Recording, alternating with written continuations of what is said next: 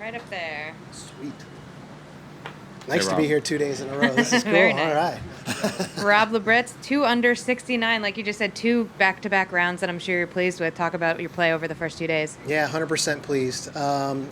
Making a few mistakes. Obviously, there's always putts out there that if we made. Ultimately, very happy. All the stuff that I've been working on. It just, you guys have heard this a million times. Stuff I'm working on is great. I've got my family here this week, which is phenomenal, and I'm a blessed man. Just sitting here and talking in here and just smiling my way around the golf course. It's pretty cool. Very different conditions today. Talk about how the golf course played first early, but then the sun did come out. Yeah, so it played a little longer this morning, just because of the wet and the moisture and the fog. Probably about a club, and then it started to get a little bit nicer. And then once it warmed up, the ball started to really fly. So the next 2 days, the ball's going to start traveling a little farther. Of course, perfect conditions. Superintendent's doing an awesome job. So we'll go here on your right. But about conditions, yesterday you would think it'd be wet, soft, sloppy, and scores would be better today. But it's actually, and why is it still a little tougher today? The rough is tough. The rough is tough. If you hit your shots in the rough, it's a crapshoot. You could have a good lie. You might not have a good lie. It's just one of those things where you'd rather be in a bunker, or you'd rather be in the first cut. But that rough is nasty out there. Especially, I think there's 4 cuts. So you got the fairway, the first cut, second cut, or third cut. So it's the farther you move away from the center, the worse it gets. And we had some pretty nasty lies out there today. Brian, can you just go over the 2 birdies that got you into the lead on 14 and 16? Yes, 14 was what, and 16 was what? Seriously, the birdies, were they par 4s? Yeah, par 4, 14. I'm such a one shot at a time guy. Right. I couldn't even tell you. Started on the back 9 yesterday. I couldn't tell you which hole's which. 14 is 420-yard par 4. Second shot over water. I had a nice 3 there. I think I made a decent putt there. I know I made a small putt on the other par 4, but it was like 3 feet straight down that hill. You get it a little offline, and you're rolling it down the fairway. Yep, back to your right. I might be the only one standing here who a year ago watched you win the Mass Open, State Open up there. Talk about the travel from there to here. What's gone on? Different year. What's gone on in your life then?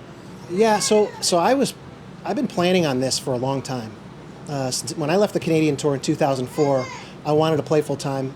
I had my son Matthias, who's 19 now. He was only 3 or 4 at the time, and it just wasn't right for me. I went through a divorce, and it wasn't right for me to just leave and travel. So when I left the Canadian Tour, I took a beautiful club job at Glen Arbor, which I'm still affiliated with. It's an awesome place. But I swore to myself that I was going to play the Champions Tour. And then, when Q School came around, COVID hit. I would have been able to play, but COVID hit, so it canceled it, so I had to wait a whole another year. And it worked out great. I won Q School, which was cool. Won the Mass Open, Rhode Island Open, Westchester Open, all those kind of prepping up to Q School, so I knew my game was sharp. Now, obviously, you're taking it up a notch against the best players in the world over 50, so but it's just great to be standing here. I love looking at all your faces. Well, Joe. one more. Yep, back to your right. Yeah, Rob, I just wanted to get your bio before 2004. Did you try to play on PGA Tour? Were you doing club jobs, or were you on mini tours? What was your path? Yes. All the above. I've been a club pro at Glen Arbor for 22 years. I was at Shinnecock before that. I dabbled in the mid-'90s playing full-time. Early 2000s, I played full-time on the Canadian Tour. And then again, when I went through that divorce, I just stopped. It was just one of those things where I wanted to be there for my children, and it was the best thing that I did, because I've got a boy who's going into his second year at LSU, and my kids have turned out great. So I always had the dream of playing full-time. And to get out here, if you guys saw the emotion that I had when I won Q School, that dumped out. It was a lot of years of just grinding. And if you guys know, my wife's behind, holding on to my 17-month-old. I'm 14 to 18-hour days, and then she would always have a hot meal for me when I got home at nighttime. So, it's been a long road, and we're here now, and I'm gonna work my freaking tail off to stay here. And come here. Come on up. Come here. Come on up. Here, I'm gonna work my tail off to stay here.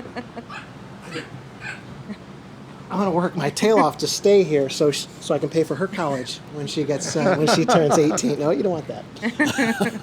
We're going to go here to David. I'm sure you tried for the U.S. Open many years, but you never got there. Is this your first USGA event? I don't know if you played an amateur or junior growing up. That's a great question. This is my first USGA event since 1989 US Junior Amateur, or 88 US Junior Amateur at Yale Golf Club.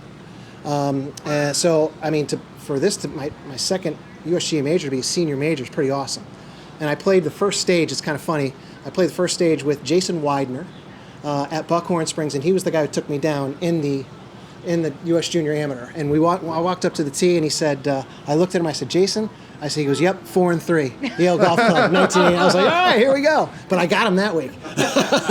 You actually won it. I did, yeah, it was cool. Cool week. All right. Well, hopefully we'll have you back up here tomorrow. I'm Thanks for your going to time. try to be here tomorrow and the next day, and I want to hoist something, and There then we we're going to go. drink out of it. All right. Thank you. Thank you, guys. Congratulations.